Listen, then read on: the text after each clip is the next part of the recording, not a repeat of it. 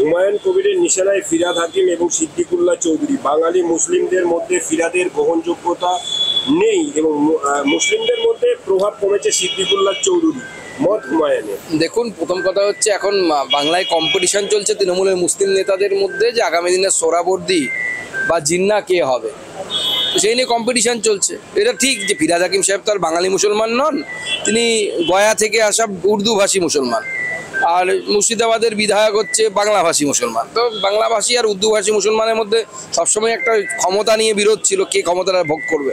নকশাল দমন করছে ভারত সরকার, কি বলবেন পুরো ব্যাপারটা নিয়ে? না, এটা বিরাট বড় সাফল্য। আপনারা জানেন মাননীয় প্রধানমন্ত্রীও মানে আমাদের ফোর্সের জন্য, আমাদের সেনাবাহিনী মানে যারা যুক্ত ছিল তাতে সেই আধা সামরিক বাহিনী, তাদের প্রতি অভিনন্দন জানিয়েছে তাদেরকে, কারণ তাদের যে ন্যাশনাল লেভেলের জেনারেল সেক্রেটারি সে তাকে আমাদের সেনাবাহিনী খতম করেছে, আমাদের বাহিনী খতম করেছে। এটা বিরাট বড় সাফল্য একটা। মুর্শিদাবাদে হিংসার ঘটনায় ভরতপুরের বিধায়ক বলছেন যে ভোটে 26-এর ভোটে এর প্রভাব পড়বে।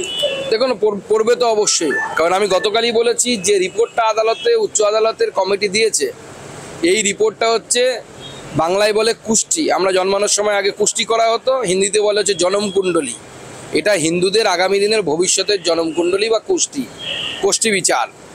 যদি হিন্দুরা এই কোষ্ঠী বিচার দেখতে না পারে না বুঝতে না পারে, তাহলে আগামী দিনে ভবিষ্যতে মুর্শিদাবাদের মতোই অপেক্ষা করছে। শেষ প্রশ্ন, কলকাতায় তুর্কি গহনা বিক্রি হচ্ছে, ডিসপ্লে হচ্ছে, জানানো হচ্ছে যে স্টক করবেন না, ব্যবসায়ীদেরকে বলা হচ্ছে। না, উচিত না, কারণ যেহেতু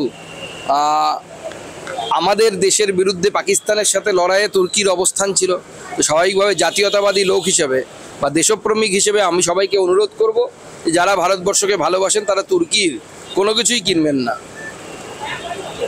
শুরু হয়েছে, কি পরিস্থিতি, কি বলবেন? দেখুন, ভয়ঙ্কর পরিস্থিতি, আমরা বারবার বলছি এবং আমি গতকালও বলেছিলাম মালদা মুর্শিদাবাদ নিয়ে নিশ্চয়ই কিছু একটা প্ল্যানিং চলছে এবং সেই প্ল্যানিংটা ভালো করে দেখা উচিত।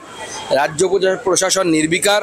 গতকাল হাইকোর্টে যে রিপোর্ট পেশ হয়েছে সেই রিপোর্টে যা দেখা যাচ্ছে, পরিষ্কার প্ল্যানিং করে উদ্দেশ্য প্রণোদিত টার্গেটেড, এটা মানে মব লিঞ্চিং বলা যায় বা হিংসা বলা যায়, হিন্দুদের বিরুদ্ধে হয়েছে। এটাকে দাঙ্গা বলা আমার তো মনে হয় উচিত না।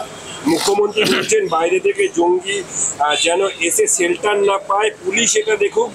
আপনারা যেটা বলেছিলেন যে ঝাড়গ্রাম, মালদা, কলকাতা, ডায়মন্ড হারবার বহিরাগতরা ঢুকছে, সেটাই মানে সিলমোহর দিলেন মুখ্যমন্ত্রী। না, আমরা তো বরাবর বলে এসেছি, মুখ্যমন্ত্রীর এখন বিলম্বিত বোধোদয় হয়েছে।